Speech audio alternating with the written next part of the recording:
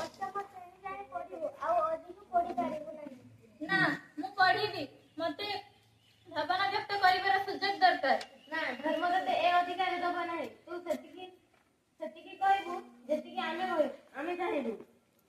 ମୁଁ ପାଠ ପଢିବି, ମୁଁ ପାଠ ପଢି ସମାଜରେ ମୋର ନାଁ ଅର୍ଜନ କରିବି। ନାରୀ କେବଳ ରୋଷେଇ ଘରେ ସୀମିତ। ତୁ କିଛି କରିବାର ଅଛି ଯା ରୋଷେଇ ଘରେ କରିବୁ।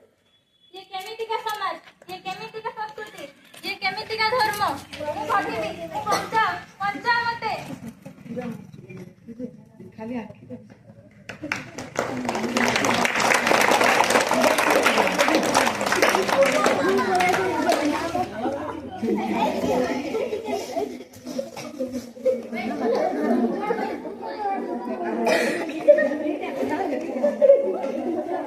ତମେ କିଏ? संविधान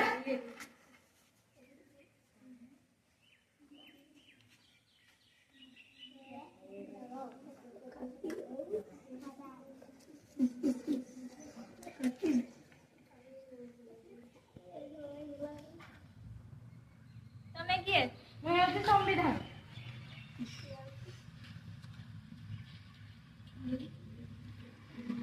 ମୁଁ ତୁମକୁ ସମାଜ ରୂପକ ବେଡରୁ ମୁକ୍ତ କରିବାକୁ ଆସିଛି। ଯେତେବେଳେ ଅନ୍ୟାୟ ଅତ୍ୟାଚାର ପଡ଼େ ସେତେବେଳେ ମୁଁ ଆସେ। ଭାରତ ମାତା ଆମର ମା, ଜଣେ ନାରୀ, କିନ୍ତୁ ଏହି ଭାରତରେ ନାରୀକୁ ସମାନ ମିଳେ ନାହିଁ। ଭାରତୀୟ ନାଗରିକ ମାନଙ୍କର 6ଟି ମୌଳିକ ଅଧିକାର ଅଛି। ସେଗୁଡ଼ିକ ହେଲା ସମାନତା ଅଧିକାର, ସ୍ୱାଧୀନତା ଅଧିକାର, ଶୋଷଣ ବିରୁଦ୍ଧ ଅଧିକାର, ଧର୍ମଗତ ଅଧିକାର, ଶିକ୍ଷାଗତ ଅଧିକାର, ସାମ୍ବିଧାନିକ ଅଧିକାର। ତେଣୁ ତୁମେ ଶିକ୍ଷାଗତ ଅଧିକାର ପାଇବ। ତୁମେ ନିଶ୍ଚିତ ଭାବରେ ପାଠ ପଢିବ। ଏହି ଅଧିକାର ଗୁଡ଼ିକୁ ପାଳନ କରିବେ ତାଙ୍କର କର୍ତ୍ତବ୍ୟ ଏବଂ ଏହି ଅଧିକାରଙ୍କ ଠାରୁ କେହି ଯେମିତି ବଞ୍ଚିତ ନ ହେବେ ସେଥିପ୍ରତି ମଧ୍ୟ ଆମେ ଧ୍ୟାନ ଦେବା। ତେଣୁ ଭାରତ ସମ୍ବିଧାନ କଣ କହୁଛି? ଆମର ଅଧିକାର ଆମେ ପାଇବା ହେଲା।